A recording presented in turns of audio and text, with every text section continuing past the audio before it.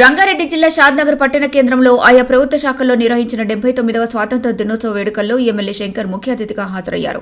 ఈ సందర్భంగా ఆయన మాట్లాడుతూ 79వ స్వాతంత్ర దినోత్సవ వేడుకలు వాడవాడలా ఎంతో ఘనంగా జరుగుతూ మువ్వన్నెల జెండా పతాకం ఎగురవేస్తున్నారని సంతోషం వ్యక్తం చేశారు.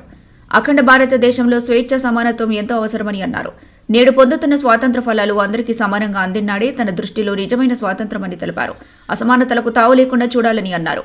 ఆయా రాజకీయ పార్టీలు, నాయకులు, ప్రజాప్రతినిధులు గమనించాలని, అందరికీ స్వాతంత్ర ఫలాలు అందే విధంగా కృషి చేసిన నాడే స్వాతంత్ర్యం లక్ష్యం సిద్ధిస్తుందని తెలిపారు.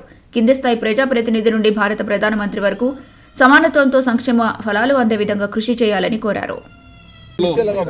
79వ స్వతంత్ర దినోత్సవాలు వాడవాడల మువ్వెళ్ళ జెండాల ఎగిరవేస్తూ ఉన్నాం కాబట్టి చాలా సంతోషంగా ఉంది.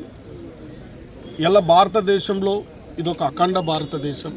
మనమందరం స్వేచ్ఛ సమానత్వంగా బతకాలి. దేశంలో అసమానతలకు తావు లేకుండా అందరం సమానత్వంగా బతకాలని చెప్పి ప్రజాస్వామ్య ప్రభుత్వాలను పనిచేస్తూ ఉన్నాయి కాబట్టి పార్టీలు కూడా గ్రహించాలి, ప్రజాప్రతినిధులు కూడా గ్రహించాలి.